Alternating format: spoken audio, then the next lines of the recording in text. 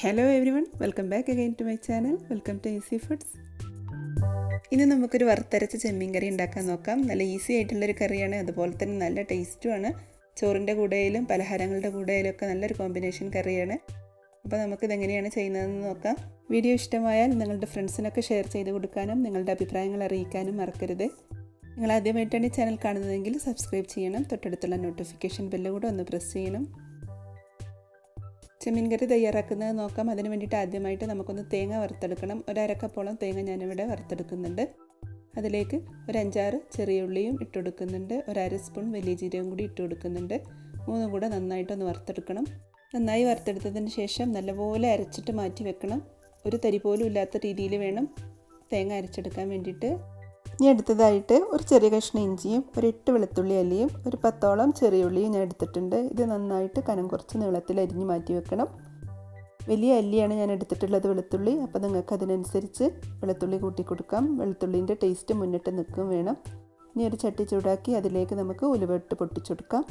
അതിലേക്ക് കറിവേപ്പില കൂടി ഇട്ട് കൊടുക്കാം. പിന്നീട് അരിഞ്ഞ് വെച്ചിട്ടുള്ളതെല്ലാം ഇട്ടിട്ട് നന്നായിട്ടൊന്ന് മൂപ്പിച്ചെടുക്കാം. നല്ലപോലെ മൂത്ത് കിട്ടണം. ബ്രൗൺ കളർ ആവുന്നത് വരെ മൂപ്പിച്ചെടുക്കണം. ഇപ്പോൾ നന്നായിട്ട് മൂത്ത് കിട്ടിയിട്ടുണ്ട്. ഇനി ഇതിലേക്ക് ഒരു വലിയ തക്കാളി മുഴുവനായി എടുത്തിട്ടുണ്ട്. വലിയ പീസുകളായിട്ട് മുറിച്ചെടുക്കണം. അതിലേക്ക് 3 പച്ചമുളകും കൂടെ ചേർത്തിട്ടൊന്ന് ഇളക്കി കൊടുത്താൽ മതി. മൂപ്പിച്ചെടുക്കേണ്ട ആവശ്യമില്ല. പിന്നീട് ഇതിലേക്ക് 2 സ്പൂൺ മല്ലിപ്പൊടി, 1 സ്പൂൺ മുളക് പൊടി, 1/2 സ്പൂൺ മഞ്ഞൾപ്പൊടി, ആവശ്യമായ ഉപ്പ്, ഇതെല്ലാം ഇട്ടിട്ട് ഇനി എല്ലാം കൂടെ ചേർത്തിട്ടൊന്ന് മൂപ്പിച്ചെടുത്താൽ മതി. തക്കാളി പച്ചമുളകും ആദ്യം വാട്ടിയെടുക്കേണ്ട ആവശ്യമൊന്നുമില്ല.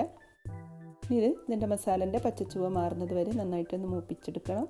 അതിനുശേഷം ഒരു നാരങ്ങ വലിപ്പത്തിൽ നമ്മൾ പുളി കുതിർത്ത് വെച്ചിരുന്നു, അതും കൂടെ ഇതിലേക്ക് ഒഴിച്ചു കൊടുക്കണം. ഒരു വലിയ തക്കാളിയും ഒരു നാരങ്ങ വലിപ്പത്തിലുള്ള പുളിയും ചേർത്തിട്ടുണ്ട്. ഇത് അത്യാവശ്യം നല്ല എരിവും പുളിയൊക്കെ കൂടെ ഉള്ളൊരു കറിയാണ്, അതുകൊണ്ടാണ് ഇത്രയും പുളി ചേർക്കുന്നത്. മുളക് പൊടി നല്ല എരിവുള്ള മുളക് പൊടിയായിരുന്നു, അപ്പോൾ നിങ്ങൾക്ക് അതിനനുസരിച്ച് മുളക് പൊടി കൂട്ടിക്കൊടുക്കാം. ഇനി ഇതിലേക്ക് വൃത്തിയാക്കിയ ഒരു 350 ഗ്രാമോളം ചെമ്മീൻ ഇട്ട് കൊടുക്കാം. ചെമ്മീൻ അധികം വേവൊന്നുമില്ല, പക്ഷെ നമുക്ക് ഈ മസാലൻ്റെ ടേസ്റ്റൊക്കെ ചെമ്മീനിലേക്ക് പിടിച്ച് മസാലയുടെ പച്ചച്ചുവയൊക്കെ മാറുന്നത് വരെ തിളപ്പിച്ചെടുക്കണം. അപ്പോഴേക്കും നമ്മൾ അരച്ച് വെച്ചിട്ടുള്ള തേങ്ങ വറുത്തരച്ചതും കൂടെ ഇതിലേക്ക് ചേർത്ത് കൊടുക്കാം. ഇനി ഇത് നമ്മൾ സാധാരണ മീൻകറി ഒരു തിള വരുമ്പോൾ ഓഫാക്കും. ഇതങ്ങനെയല്ല, നന്നായിട്ടൊന്ന് തിളച്ച് തേങ്ങ അരച്ച പോലെ തോന്നാത്ത രീതിയിലൊന്ന് ചേർന്ന് കിട്ടണം. അതുവരെ മീൻകറി തിളപ്പിക്കണം. അപ്പോൾ നല്ല ഒരു ടേസ്റ്റുള്ള ഒരു ചെമ്മീൻ വറുത്തരച്ചതാണ്. എല്ലാവരും ഒന്ന് ട്രൈ ചെയ്യണം. വീഡിയോ നിങ്ങൾക്ക് ഇഷ്ടമായാൽ ലൈക്ക് ചെയ്യണം, കമൻറ്റ് ചെയ്യണം, നിങ്ങളുടെ ഫ്രണ്ട്സിനൊക്കെ ഷെയർ ചെയ്ത് കൊടുക്കണം. Thank you for watching my channel. ഇൻഷാ അല്ലാഹ് മറ്റൊരു ഈസി റെസിപ്പിയുമായി അടുത്ത വീഡിയോയിൽ കാണാം. അതുവരേക്കും ബൈ. Thank you.